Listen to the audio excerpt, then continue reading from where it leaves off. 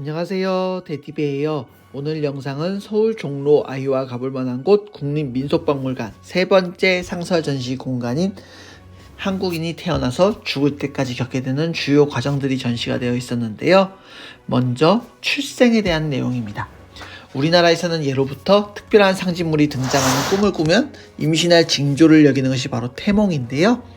해, 달, 별, 용, 호랑이, 돼지, 복숭아, 잉어 등 꿈을 본인 또는 남편 그리고 다른 주변의 사람들이 대신 꾸기도 한다고 합니다. 이렇게 해서 그 아이가 남자아이인지 여자아이인지를 예측하게 되는데요. 임신한 여성의 몸과 마음가짐이 태아에게도 영향을 준다는 인식에 바탕을 둔 태교는 예로부터 지금이나 아이가 뱃속에서 좋은 것을 배워 건강하고 온전한 아이로 태어나기 위한 행동을 하고 있다고 합니다. 이렇게 해서 아이가 태어나게 되는데요. 출산 예정일이 다가오면 임산부가 기거하던 그런 방을 산실로 꾸미고 수건, 가위, 베넷저고리 등 각종 출산용품을 마련하고 산실 윗목에 삼신상을 차려놓는다고 합니다. 그리고 아이를 낳은 후에는 대문에 금줄을 쳐서 외부인의 출입을 막았으며 자른 태는 집이나 종이에 싸서 항아리에 넣고 땅에 묻거나 불에 태우거나 물에 띄워보내기도 한다고 하는데요. 최근에는 주거 문화의 변화와 병원 출산이 많아지면서 산후조리원에서 이제는 병원에서 아이를 낳고 산후조리원에서 산후관리를 받으면서 전통적인 그런 후에 의례들이 많이 사라졌다고 합니다. 산모가 출산 후에는 아이에게 젖을 먹이는 행위를 이제는 수유라고 하는데요. 산모와 아이의 건강을 신에게 병이 낫거나 소원을 이루게 해달라고 삼신에게 이렇게 빌게 됐는데요. 그 또한 젖이 많아지기를 기원한다고 합니다. 그리고 이제 옛날에는 아이가 태어나서 많이 죽게 되었는데요. 그래서 이제 아이가 태어난 지 100일이 된 때를 기념해서 100일상을 차려줬다고 합니다. 하지만 최근에는 이렇게 아이가 영아 사망률이 많이 낮아지면서 100일에 이제 100일상을 차리지 않고 기념사진을 찍거나 주변에 떡을 돌리는 것으로 대체하게 되었는데요. 특별하게 이제 아이가 태어나고 나서 1년 된 첫 생일, 바로 돌잔치는 예로나 지금이나 크게 이제 행사를 해야 했다고 해요. 돌상에는 아이의 장수를 기원하는 백설기와 실타래, 그리고 아이의 장래를 점칠 수 있는 물건들을 놓았다고 하는데요. 전통사회에서는 돈이나 곡식을 잡으면 부자, 책과 붓을 잡으면 문관, 활과 화살을 잡으면 장군, 여자아이 같은 경우는 실패나 가위를 잡으면 바느질과 길쌈을 잘하는 현모양처가 되었다고 합니다. 이렇게 아이가 성장해서 교육을 받게 되지요. 조선시대에는 사회적인 통치 및 유교적인 그런 윤리 교육을 통해 마을에는 서당, 고을마다 향교와 서원이 세워져서 천자문, 논어 등 사서성경을 암송하고 과거시험을 준비하였다고 합니다. 그러나 최근에는 이렇게 대학 등을 진학을 하기 위한 옛날의 학력고사, 지금에는 대학 수학능력시험이죠. 그리고 정부 조직이나 기업 등에 종사하는 그런 여러가지 시험 등을 통해서 이렇게 임용시험을 치르게 되는데요. 그런 시험을 치르고 학문을 공부하는 과정에서 학용품이 또한 있죠. 옛날에는 사랑방이나 서재에 갖추어 놓았던 물건들을 바로 문방구라고 하는데요. 문방구에는 4가지가 있습니다. 종이와 붓과 먹과 벼루가 있는데요. 각각의 특성들이 있었어요. 그래서 사례부들이 항상 옆에 두고 있었다고 합니다. 하지만 최근에는 실용 위주로 바뀌면서 화선지는 공책 등으로, 붓은 연필과 볼펜 등으로 이렇게 대체가 되었지요. 아이가 건강하게 자라서 바로 성년이 되는 시기에는 바로 성년식이라는 것을 하였습니다.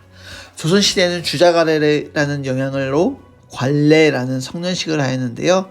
남자는 20세 전후에 집안 어른들 앞에서 상투를 들고 치건과 유건, 갓 등을 차례로 쓰면서 성인 이름인 자를 받는 관례를 행하였다고 합니다.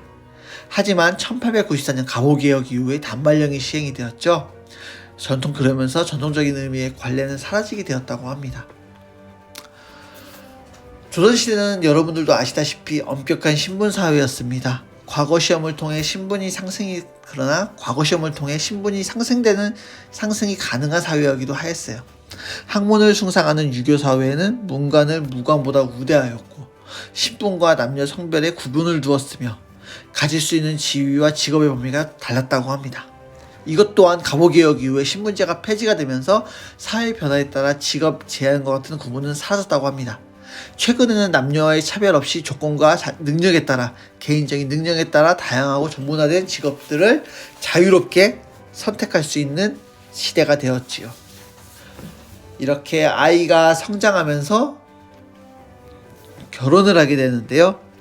조선시대에는 주자간에 따라 혼례자체를 진행하였고 신랑이 신부집에서 혼례를 행하되 당일 또는 3일 후에 자기 집으로 돌아와 조상에게 인사를 드리고 부모에게 패백을 올린 후 한 가족이 되었다고 합니다. 최근에는 혼례 자체가 변화해서 이렇게 집에서 하는 것이 아니라 결혼식장, 웨딩드레스를 입고 결혼을 하고 가족의 형태도 대가족에서 핵가족, 최근에는 아이를 낳지 않는 그런 가정들이 많아지게 되었지요. 사람이 자라서 이제는 만 60세가 되면은 회갑잔치를 했는데요. 그것을 수연례라고 합니다. 조선시대에는 집안 어른이 만 60세가 되면은 회갑, 환갑이라 해서 이렇게 잔치를 베풀었는데요. 오늘날에는 인간의 수명이 늘어나면서 회갑은 따로 잔치를 안 하고 가족 간의 식사와 그런 기념 여행으로 대체하게 되었고요. 7순이나 8순의 수연례를 성대하게 치렀다고 합니다. 사람은 나이가 들면서 병에 자주 걸리게 되죠. 조선 후기에는 병이 들거나 몸이 허약하면 약방에서 치료를 받거나 이렇게 허준의 동의보감이 보고되면서 침이나 뜸을 통해 약을 조제하여 병을 치료하였는데요. 그리고 일부 사람들은 굿이나 부적과 같은 주술 등 초자연적인 힘에 의지하여 병을 예방하고 위안을 얻고자 했습니다.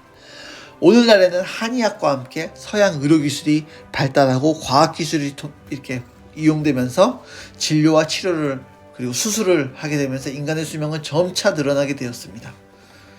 이렇게 죽은 사람은 마지막으로 이렇게 죽은 사람을 땅에 묻고 탈상하는 의례를 상례라고 하는데요.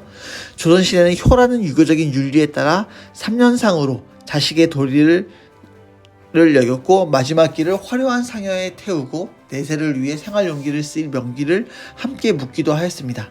그리고 3년상 동안 자식은 모든 일을 그만두고 집에 마련된 상청이나 산소 곁에 여막을 짓고 돌아가시는 일을 마지막으로 효를 다하였다고 합니다.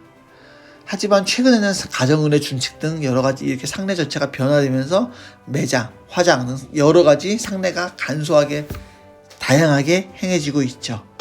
마지막으로 제례가 있는데요. 제례는 돌아가신 조상을 모시고 해마다 추모하는 의례로 조상이 마치 살아계신 것처럼 모시는 것을 최고의 효라고 여겼습니다. 하지만 오늘날에는 조선시대와 달리 유교님에서 벗어나 여러 종교의 영향으로 효와 조상에 대한 관념이 달라지면서 제례의 관습도 빠르게 변화되었는데요. 하지만 조상을 기리며 자손의 안녕과 가족의 화합을 꾀하는 모습은 예로나 지금이나 크게 다르지 않다고 합니다. 이렇게 서울 종로 아이와 가볼 만한 곳 국립민속박물관에는 다양한 볼거리들이 있는데요.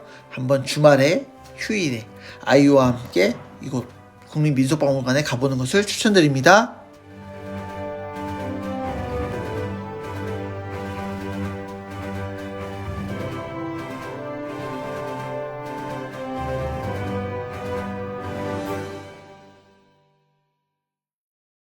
구독, 좋아요, 알림 설정까지 눌러주세요. 떠더던 끝!